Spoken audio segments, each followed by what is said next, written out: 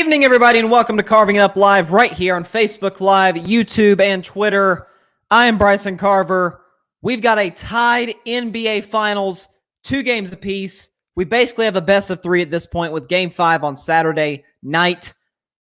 Not going to get ahead of myself and predict Game 5. I'm going to wait for tomorrow's show to do that. But I'm going to react to the craziness we saw in Game 4 last night to start the show. Also, a lot of people talking about that Giannis block on Deandre Ayton, and for good reason. It was a freakish play, living up to his name, the Greek Freak. But it was not as great as LeBron James' block in Game 7 against my Golden State Warriors in 2016. I'll get into that later on. Also, Kawhi Leonard recently had ACL surgery for, obviously, he tore his ACL against the Jazz in the second round of the playoffs. Will he lead the Clippers? I'm here to give you that answer later on the show. Also, Aaron Rodgers, the latest on him and his status in Green Bay. And Tom Brady, well, we've got more evidence for why he is the greatest quarterback of all time, and I argue the greatest athlete in American sports history. That's all coming up, but let's start with Game 4 of the NBA Finals. Lot to unpack. Let's start with the winning team, the Milwaukee Bucks. First of all, they didn't come out the start I thought they would. Giannis checked out early in the game. I've heard reports that he deals with a little bit of anxiety before the games. He kind of hyperventilates a little bit. It has nothing to do with conditioning. Anybody that tells you, oh boy, Giannis is getting tired early in the game, that's not it. He deals with anxiety early in these finals games, has to take him out, let him calm down a little bit. That's totally fine. And Giannis, I thought for the Bucks to win, I thought it'd be a high-scoring game, a little higher scoring than it ended up being. I had the Bucks by 2. Winning 117-115. But, you look at Giannis' stat line, it was good, but wasn't what we've seen the last 2 games. 26 points, an efficient 26, 11 for 19 from the field, gave you 14 rebounds, 8 assists, 2 assists shy of a triple-double. But last night, for Milwaukee, it was the Chris Middleton game. Chris Middleton, 15 for 33, 40 points, and hit all the big clutch shots down the stretch for the Bucks.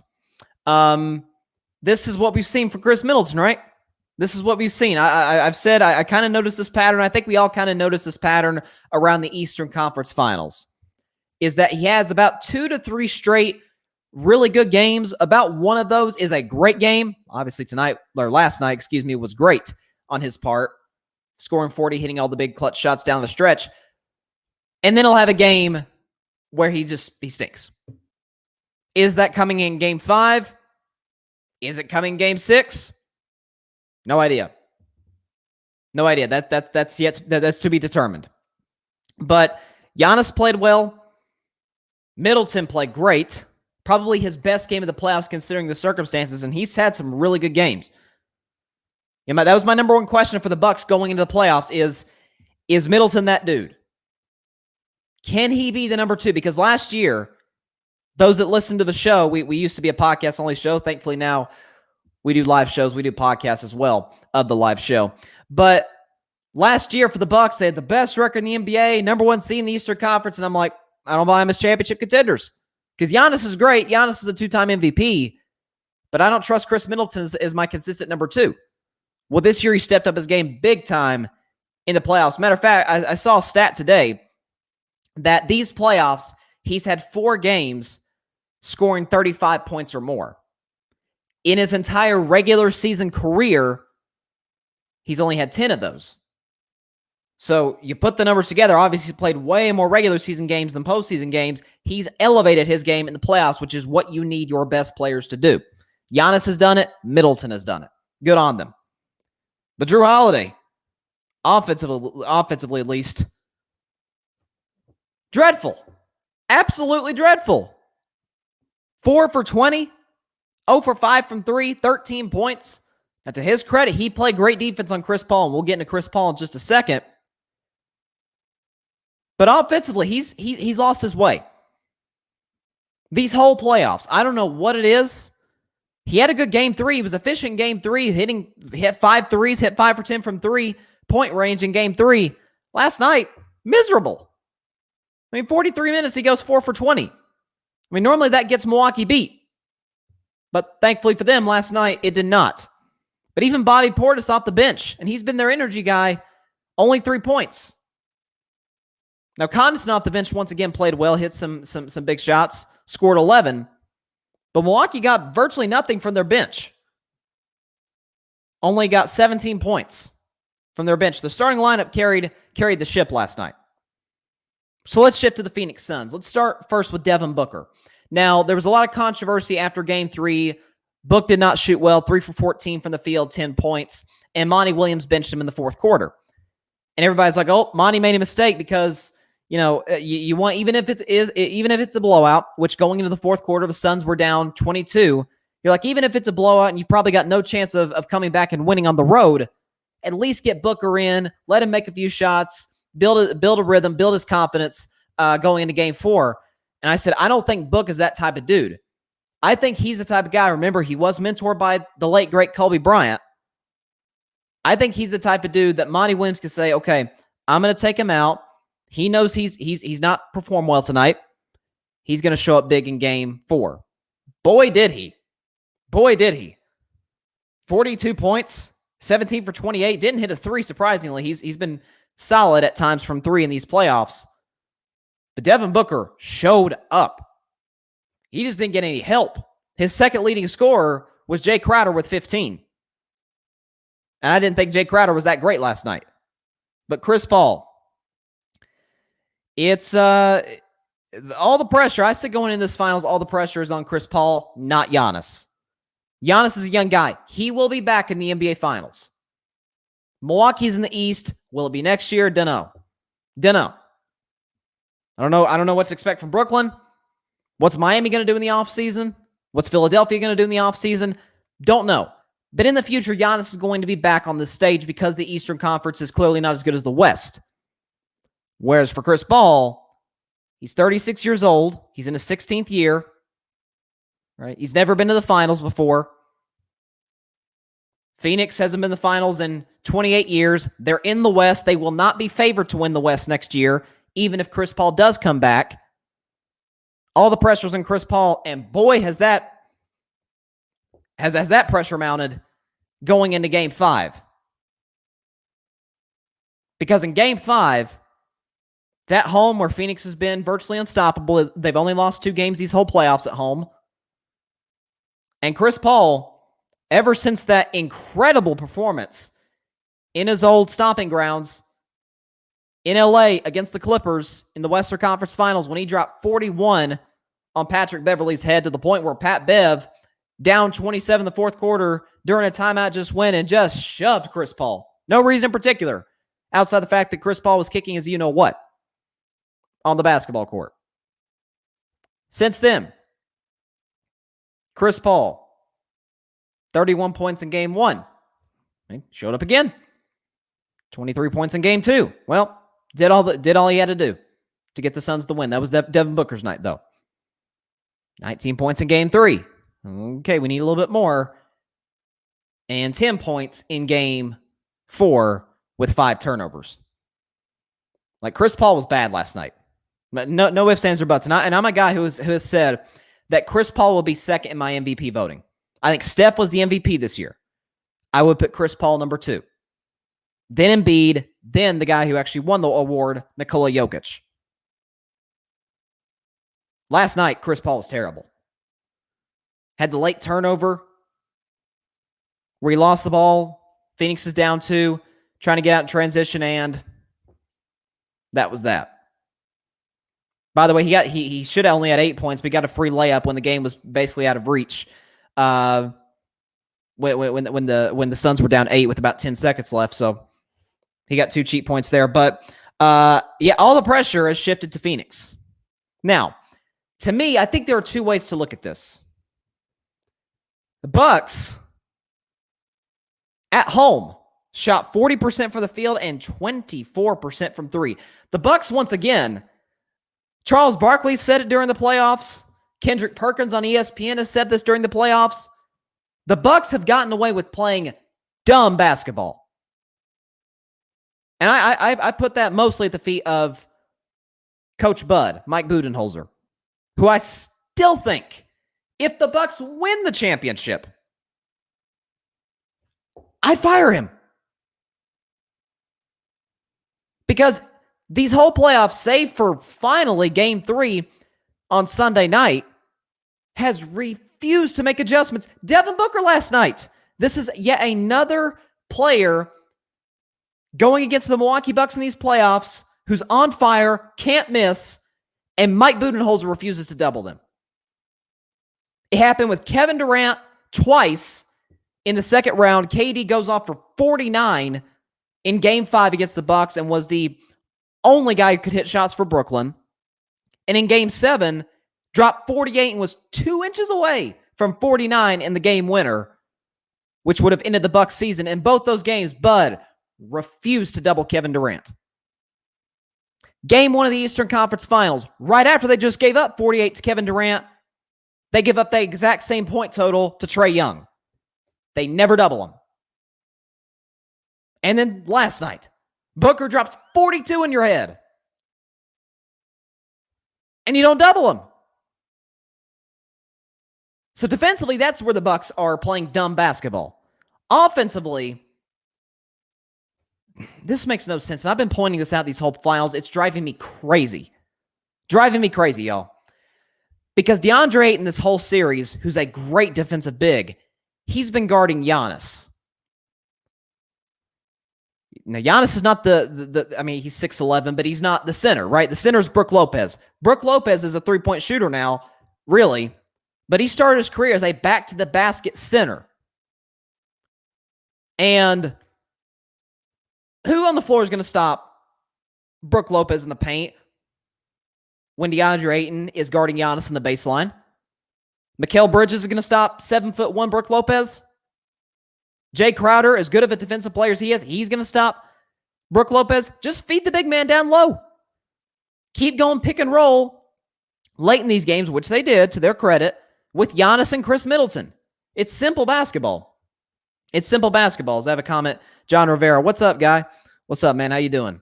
Hey, John, by the way, had Bucks in 7, which, hey, listen, they got to win a road game. They got to win a road game, either Game 5 or Game 7 if Game 7 does come to fruition, which I had Suns in 6. As John knows, as listeners and viewers of this show know, I have Bucks in 6, or excuse me, Suns in 6. But boy, would I love to see a Game 7. We haven't seen Game 7 the finals in 5 years. By the way, speaking of that Game 7 5 years ago, going to get into that, a very iconic play from then to compare it to a great play last night, but I'll save that for a couple minutes from now. But the Bucks have gotten away with playing dumb basketball, offensively and defensively, and it all hinges on their head coach. Now for the Suns, and by the way, I don't want to hear that, oh, the ref. Listen, it was a poorly officiated game on both sides. It was by far the worst officiated game of these finals. The refs are not the reason the Suns lost. You know why the Suns lost? Ask Monty Williams, their head coach. He told his team in the locker room after the final buzzer. 17 turnovers, 17 offensive rebounds by the Bucks. That's the game right there. If nothing else, that's the game. So 17 possessions in which Phoenix didn't get a shot off, and 17 second chance opportunities for Milwaukee. It comes down to that right there. Now, again, I think there's two perspectives you can look at. If you're a Bucks fan, you're like, man, we shot terrible again. We keep shooting threes even though we're not a good three-point shooting team at all, and yet we still won by 6. And if you're Suns, you're like, well, Devin Booker had yet another virtuoso offensively,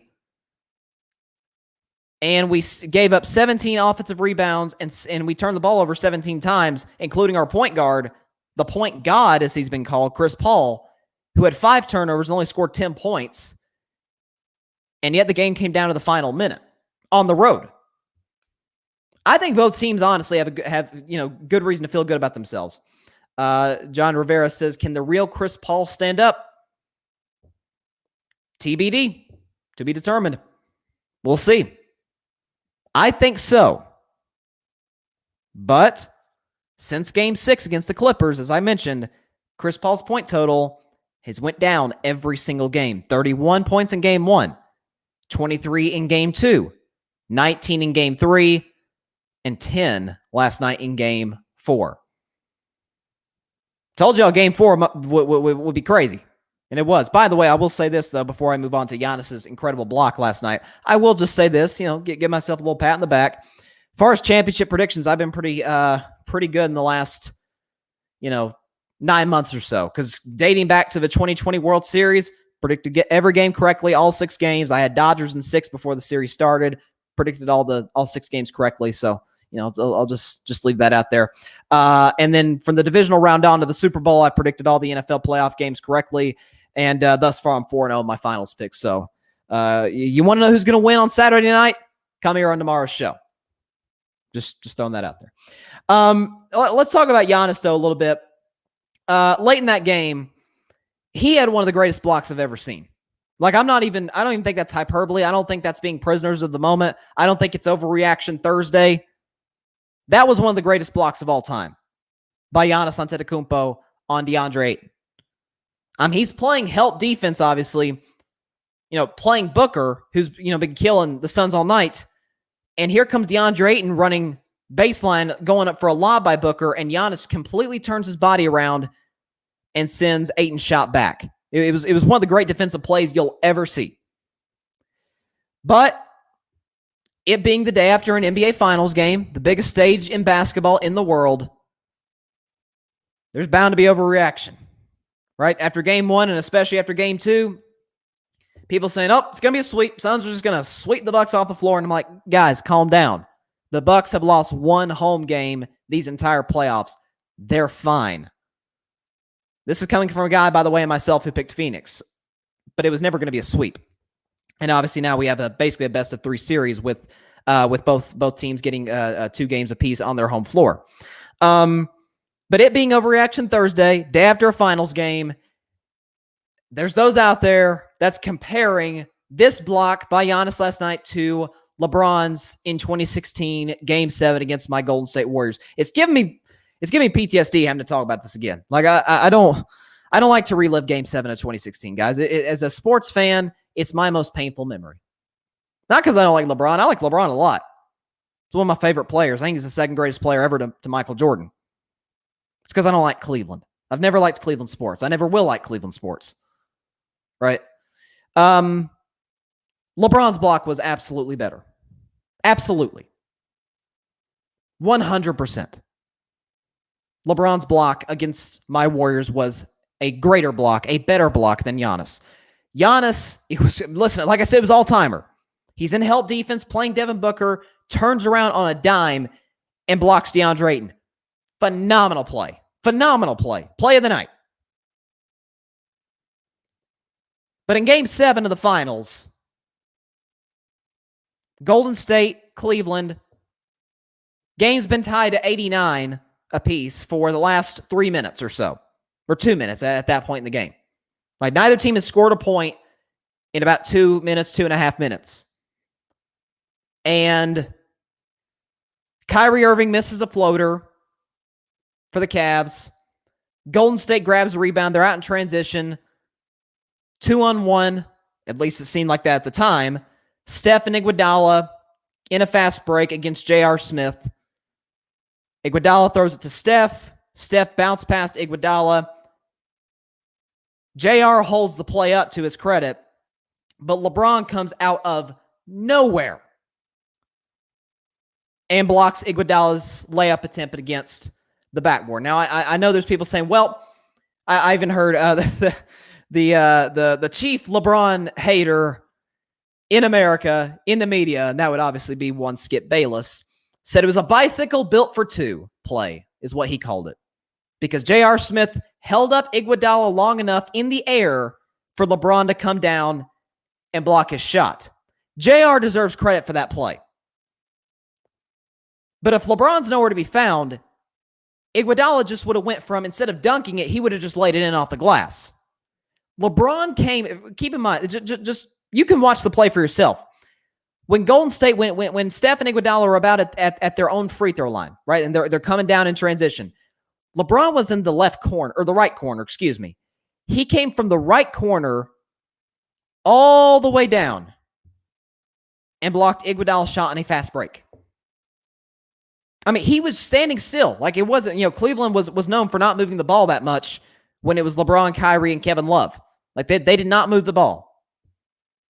And so LeBron's just kind of standing there, and all of a sudden, he takes off flying and blocks Andre Iguodala's shot. We all know a minute later, Kyrie Irving hits the shot, puts Cavs up by 3. They go on to win Game 7 by 4. And that was it. Like that was, I get last night was great. And it will go down as one of the greatest blocks ever. It's the NBA Finals. It's Game 4. It's close. Milwaukee has to win. They don't want to go down 3-1. If they do, the series is basically over. And for LeBron, it was game. It's the biggest possible game you could ever have in an NBA season. Game 7, NBA Finals. To add to it, the Warriors won 73 games in the regular season, were the defending champs. Steph was the defending back-to-back, the second time being unanimous, MVP. And LeBron and the Cavs came back from down 3-1. No team's ever done that in finals history, and won a classic Game 7. As I have a comment here from my good buddy Barry Grant Jr. I have arrived. You are spot on. This is not a debate. Bron's block is iconic. Yes, indeed, it is. It is. It is one of the, I would make a strong argument it's one of the 5 greatest plays in NBA history. I haven't spent time ranking the greatest plays. Just off the top of my head, LeBron's block. You can also say Kyrie Irving's shot as well. It was equally great. Jordan's game winner against the Jazz in the 98 Finals, Game 6. Obviously, we all know Jordan's last game as a Chicago Bull. His last shot as a Chicago Bull was the game winner to basically win the championship. Ray Allen's game-winning 3, or game-tying 3, against the Spurs in 2013 to save the Heat season, and they go on to win the title that year in Game 7. Let's see, Magic's sky hook, baby hook against Philadelphia in 1981, if I'm not mistaken. I think it was 1981. Those are just off the top of my head, the plays I can think of. In the finals. John Rivera says Kawhi's shot. Yeah, I mean, it was a great play. I would argue it. A little bit of luck on that shot. A little bit of luck. And that wasn't in a finals game. That's the only argument I made. I'm just talking about finals plays. But Giannis's block does not stack up next to the Kings. I mean, that was just legendary. Like 50 years from now, they'll talk about. I don't know 50 years from now if they'll talk about Giannis's block and Deandre Ayton. They may, depending on whether the Bucks won the championship or not.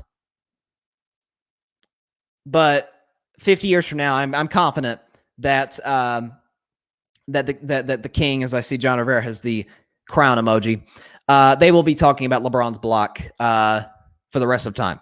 For as long as basketball's around, they will talk about that play. So let's shift now to Kawhi Leonard. Speaking of John, I appreciate that with the segue there. Kawhi Leonard, other day had ACL surgery. Obviously, we all know, we had heard the reports that he probably tore his ACL against the Jazz in the second round, Game 4 of that series. It was an ACL tear. The Clippers reported it as a sprained knee. We're like, no, that was not a sprained knee. And he had surgery this week. He's expected to make a full recovery, which is obviously great. But it's going to be a big offseason for Kawhi and an even bigger offseason for the Los Angeles Clippers. Because Kawhi has a player option in his contract. He can opt into this year and obviously stay with the Clippers, or he can opt out and become a free agent. Here's why I don't think Kawhi is going to leave the Clippers.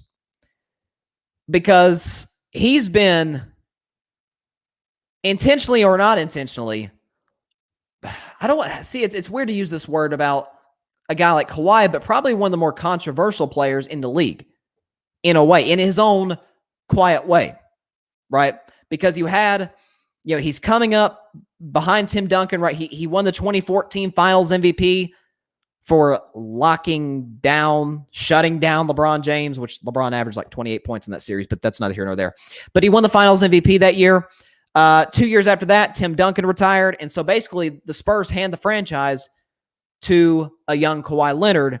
And that first year, Spurs won 62 games, second best record in basketball, and Kawhi finished top 3 in MVP voting, I'm pretty sure, behind Russell Westbrook and James Harden. So all's looking well for the Spurs. It's like, okay, hey, Duncan retired, but we're just fine. We've got this young kid. He's a superstar.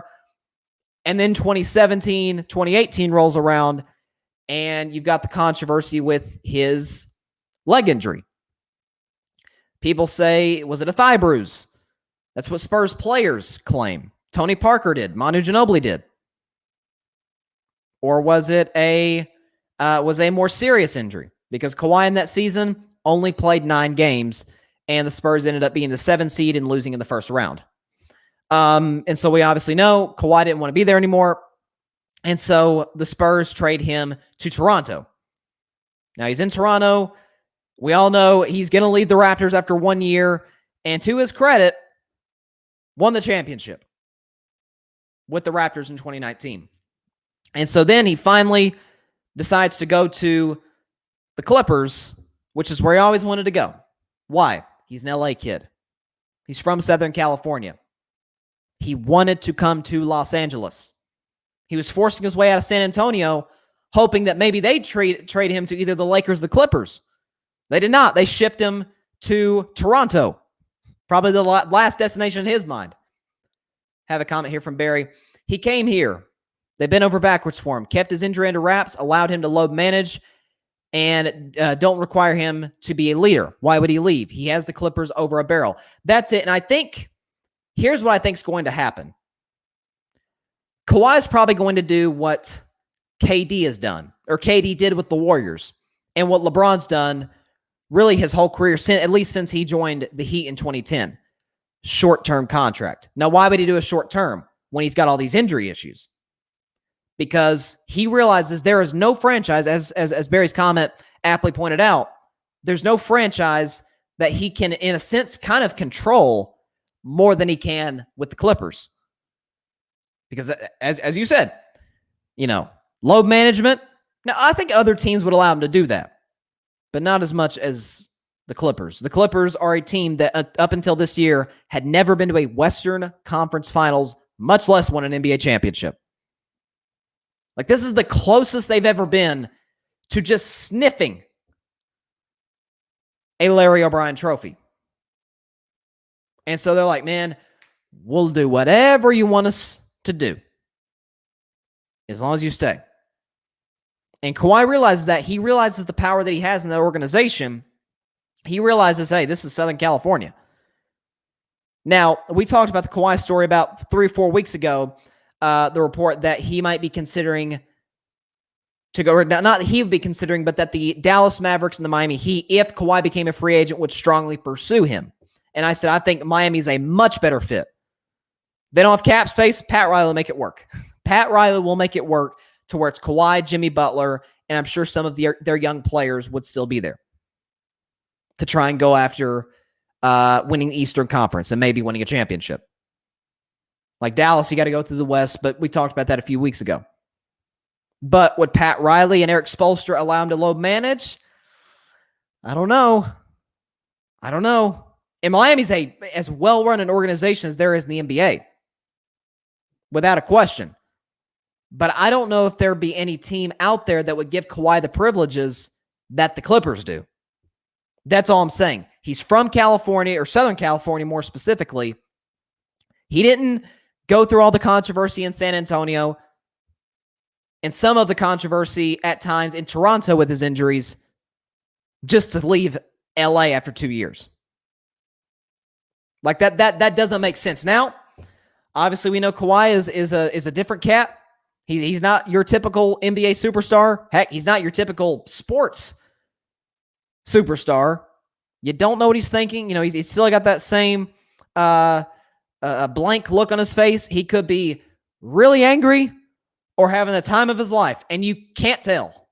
Same expression on his face.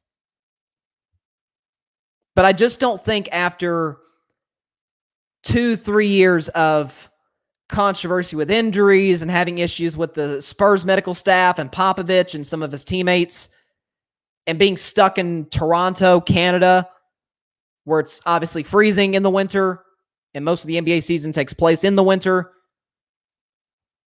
he's just going to leave. Like, I don't see that happening. I don't see it happening. And the Clippers will move heaven and earth to keep him there. Now, would he consider joining the Lakers? Maybe. I don't anticipate it, but you never know. It is still LA. Lakers are obviously the bigger brand, more of a championship culture. But then again, would he want to join LeBron? Because what that would be, in a sense, saying is, well, we've been in basically, like LeBron, that he just finished his third year as a Laker. He finished his second year with the Lakers being championship contenders. Like that first year, it was those young players, right? Lonzo and Josh Hart and Brandon Ingram and Kuzma. Like that was a young team. That team had no chance to win a championship. So it's really been 2 straight years since they got Anthony Davis that the Lakers have been title contenders. So really, Kawhi and LeBron in the City of Angels have been championship contenders for the last 2 years. And if Kawhi decided to join the Lakers, he would be, in a sense, saying, yeah, I made a mistake going to the Clippers, and I'm, in a sense, deferring to you and Anthony Davis because y'all won the championship the first year when we blew a 3-1 lead in the second round. And in the second year, while y'all, got bounced in the first round, my team, without me, was 2 wins away from the NBA Finals. I don't think Kawhi would just bail on the Clippers. Like I don't see it. I don't think it has anything to do with teammates, coaches. I think it has everything to do with management, load management. As Barry, who's a diehard Lakers fan, says, we don't want him forever unclean being in the basement. Man, you are brutal on the Clippers, man. I get it, though. I get it. But I don't think he would do that. I think the most likely destination for Kawhi would probably be Miami if he decided to opt out. Now, because here's the thing, though, that's really interesting with the Clippers as well. It's an ACL tear. That's at least a 9-month recovery, at least. Kawhi doesn't strike me as a guy like Adrian Peterson, for example. Like Adrian Peterson, back when he was the best running back in the league with the Vikings, tore his ACL in December of 2011 and was ready for the season in 2012 when he won the MVP that year and came 9 yards short of Eric Dickerson's single-season rushing record, right? Is Kawhi as committed as we think other superstars or even other players in general are when it comes to rehabilitation? Maybe, maybe not. I don't know. It's a 9-month injury. And here's the thing with the Clippers. They're, without Kawhi, they have no chance at coming out of the West because the Lakers bring LeBron and AD back. We'll see what they do with the rest of the roster. That's to be determined. Golden State, my Warriors are definitely going to be back. Denver's going to be back with Jamal Murray healthy at some point next season. Right? Like the Jazz will be not contenders, but they'll make it tough on you. They can beat the Clippers in a full series if Kawhi's out. So it'll really be,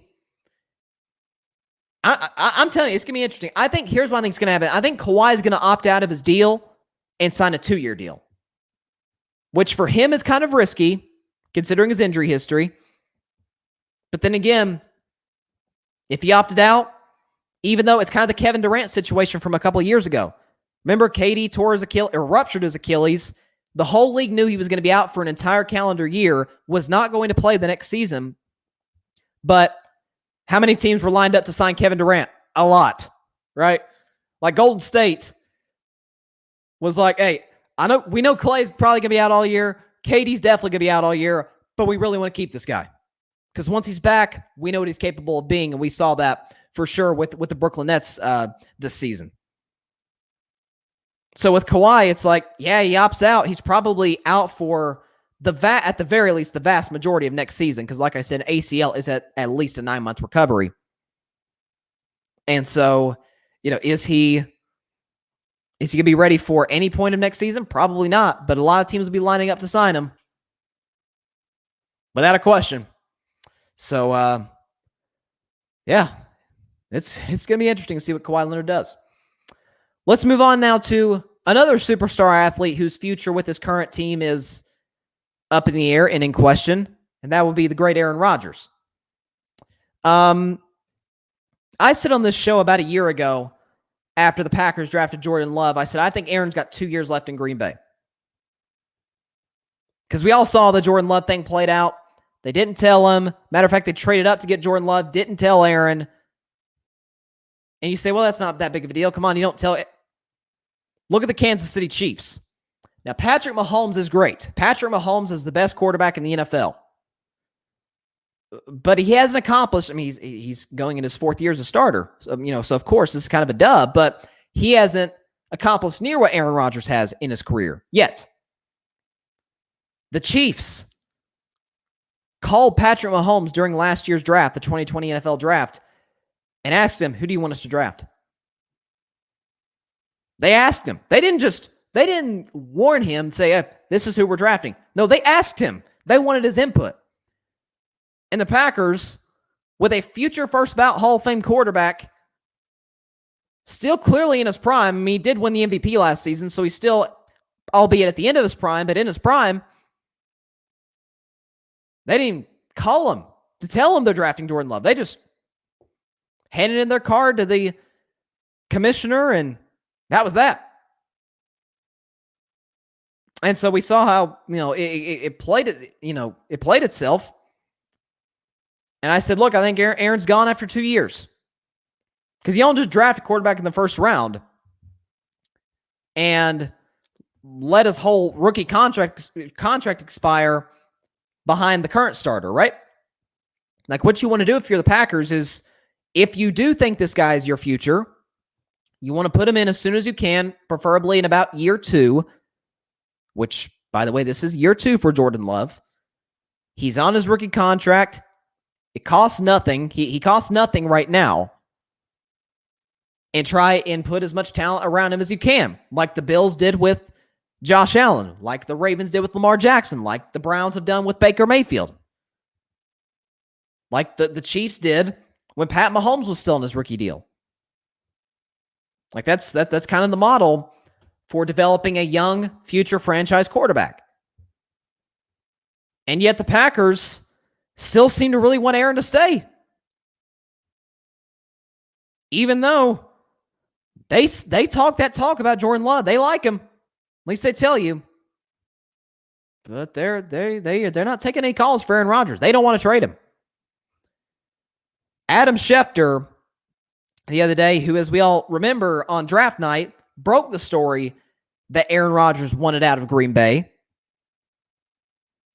He said on Nesson, New England Sports Network, up in Boston, he says Rodgers very easily could have dismissed the speculation going on around him with a simple statement of, I'll see you at training camp, or I'll be there on opening day. And instead, we haven't gotten that because the fact of the matter is, the truth is, he doesn't want to be in Green Bay. He hasn't planned to be back in Green Bay, end quote. I mean, do you think he's kidding? Do you think he's kidding? What happened? I've used this example over and over and over. Because the Seattle Seahawks, while they haven't accomplished in their history what the Packers have, obviously, they've won 1 Super Bowl, the Packers have won 4. Seattle realizes maybe it's because the Seahawks haven't accomplished what Green Bay has. Maybe that's it. But Seattle realized when Russ came out not long after the Super Bowl on the Dan Patrick Show and expressed his frustrations with what was going on in Seattle, right? He didn't have an input in the offense. He wanted more protection on his offensive line. He just wanted to be listened to in the organization. Not much to ask. What did the Seahawks do? Got a new offensive coordinator, a guy who Russell Wilson has fervently praised this offseason and did it in an interview recently. They upgraded the offensive line. They even got him a new tight end, Gerald Everett, good pass catcher. And according to Russ and according to Pete Carroll, their relationship's never been better. Like, Seattle realized this is the greatest player in the history of our franchise. We lose him, we're irrelevant. Nobody cares about the Seattle Seahawks outside of the Pacific Northwest. And so what they do, they took care of him. That's what you do. When you have, forget a franchise quarterback. When you have a future first ballot Hall of Famer who has won a championship leading your team, leading your franchise, you keep him happy. Or it's not going to end well for you because nobody's going to be talking about you. The worst thing in professional sports, if you're an organization, is to not be talked about. And if you are talked about, it's not in glowing terms, right? It's not in, a positive manner. The Seahawks for almost a decade now have been talked about as a championship organization and well-coached and great defenses and great running games.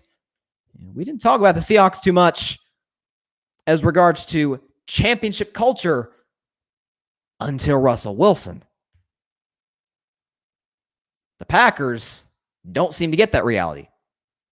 I get it. They had Bart Starr, who won the 2 Super Bowls.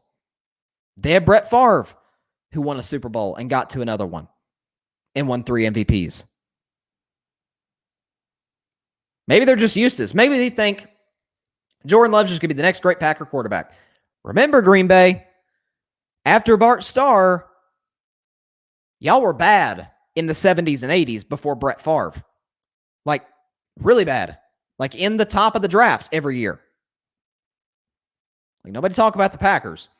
It doesn't, what happened between Favre and Rodgers isn't normal. You don't go from first ballot Hall of Fame quarterback to first ballot Hall of Fame quarterback. Like, that's not normal. That does not happen in the NFL. But it did for Green Bay, to their credit.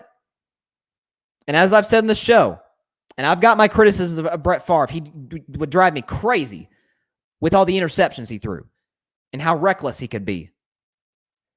But he won 3 MVPs, and so has Aaron Rodgers. And you've had 2 quarterbacks who have won a combined 6 MVPs and 2 Super Bowls, or I guess the 2 Super Bowls is the bad thing, because in the last nearly 3 decades, they've had that. They've had 2 first ballot Hall of Fame quarterbacks with 6 combined MVPs, 2 championships, 3 Super Bowl appearances in 30 years with those 2 guys. Like, they don't get it. So Aaron Rodgers has been saying, could you at least give me a heads up when you're about to draft my successor? At least tell me ahead of time. No, Packers didn't do that. Because they're stooped in tradition. They're stooped in, we do it this way and no other way. As a wise woman once said, tradition is peer pressure from dead people. I'll leave it at that. Let's shift to Tom Brady now. Read this story about 30 minutes before we came on live. This is ridiculous. So we talked about the story not long, a couple weeks or so after the Super Bowl, when Tampa Bay demolished Kansas City, that Tom Brady had disclosed that, yeah, I played with a knee injury. And he got surgery on that knee not long after the Super Bowl. We didn't know what it was. We just knew Tom Brady had been playing with it, with a bum knee. And it's like, that's great. I mean, that really is. That's amazing. But after week 1 in the NFL, if you're not injured, you didn't play. You didn't play. Like, everybody from week 1 on, everybody in the NFL is hurt. It's the most violent sport in this country. You're hurt, right? Like, everybody's playing with injuries. And so it's like, that's cool, Tom, but yeah, everybody's kind of hurt. Until I saw today, according to Ian Rappaport of the NFL Network, what the injury was and how long he's been dealing with it. Tom Brady, according to Ian Rappaport, played the entire 2020 NFL season with a torn MCL. A torn MCL. Says he suffered the injury during his final year with the Patriots and didn't have surgery until after the Super Bowl that he won with the Bucs. The next time Tom Brady undergoes surgery, y'all know how much I hate conspiracy theories. Like, I hate them. I think it's the lowest form of human intelligence is to form wacky conspiracy theories.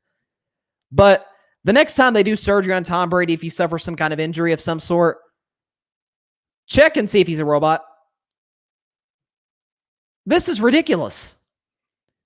Torn MCL. Played the whole season with a torn MCL. And had one of the greatest runs a quarterback's ever had in the playoffs in his 21st season at age 43. All 3 games up until the Super Bowl on the road, and came out hoisting the Lombardi. And if he hasn't already, is going to put a ring on his finger. A 7th ring. This is crazy. I mean, torn MCL. And in the regular season, threw 40 touchdowns. In the playoffs, carved up a great Washington football team defense in the first round of the playoffs in the wild card. In the divisional round against the Saints, a team that owned Tampa Bay the 2 times they played. New Orleans was absolutely the better team in those 2 games, week 1 and I think week 10, which they played the Bucs. By the way, the second meeting, New Orleans crushed Tampa Bay 38-3, and Tom played awful. In the divisional round, torn MCL, by the way, Tom had a torn MCL, went on the road in New Orleans and beat the Saints and sent Drew Brees into retirement. In the NFC Championship game, in frigid temperatures at Lambeau Field in Green Bay against Aaron Rodgers, the MVP, won that game for the Buccaneers. And against the Chiefs, played unbelievable again and won the Super Bowl and won Super Bowl MVP. League's in trouble this year. League is in trouble in 2021. If Tom Brady won the Super Bowl last year, had a great overall season, regular season and post, again, at age 43, with a torn up knee. This is crazy. Like I said, I think that, people speculating, will he play to 50? I don't think he's going to go to 50. I don't. That would just be insane. I don't think he'd go to 50. I think he's going to 47, though. I said that a week before the Super Bowl when Tom had gotten asked that question by a reporter during Super Bowl media day. They said, how long do you think he'll go? And he didn't really give a straight answer. And so I decided to make a prediction on my show. I said, I think he's going to retire after his 25th season at age 47. And he's going into his 22nd year at age 44. There's been dudes that's been retired from the NFL for a decade. Matter of fact, they showed during when the Buccaneers beat the Packers in Week 6, Tom Brady shook hands with a backup Packers offensive lineman, and they had a lengthy conversation on the field after the game was over. And people are like, why is he having a long conversation with this guy? Like, nobody knows who this dude is. Tom knew.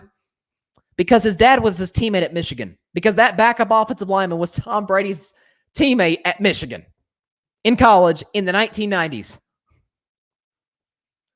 He's crazy. He is not only the greatest quarterback of all time, he's not only the greatest NFL player of all time, he's the greatest American athlete of all time. Over Phelps, over Serena, over Simone, over all of them. Over Jordan. He's the greatest American athlete we've ever seen. Insane. Torn MCL, threw 40 touchdowns, 3 road wins in the playoffs, and won the Super Bowl and won Super Bowl MVP. He's healthy now. Look out, NFL. All right, that is all the time we have for tonight's show. Thank you all for stopping by. Carving It Up again will be live tomorrow, 6 p.m. Eastern, 3 p.m. Pacific time, right here on Facebook Live, YouTube, and Twitter. I'll predict Game 5 of the NBA Finals coming up on Saturday night. I see the line right now is -4 in favor of Phoenix. Of course, they are at home in Game 5. Lot to break down about Game 5 of the Finals. Probably talk about Team USA basketball a little bit. Talk about what's going on in Major League Baseball right now in regards to my Red Sox and the Yankees. With the Yankees Red Sox game that was supposed to kick off the second half of the MLB season tonight, it's gotten postponed, and we'll see what happens the rest of the series because multiple Yankees have tested positive for COVID. So that's kind of up in the air right now. We'll see what happens with that. But a lot to talk about tomorrow. A lot of NBA talk. Probably some NFL talk. Maybe even some baseball talk. So hope y'all stop by the show tomorrow. Stay safe out there. God bless you all. Peace out.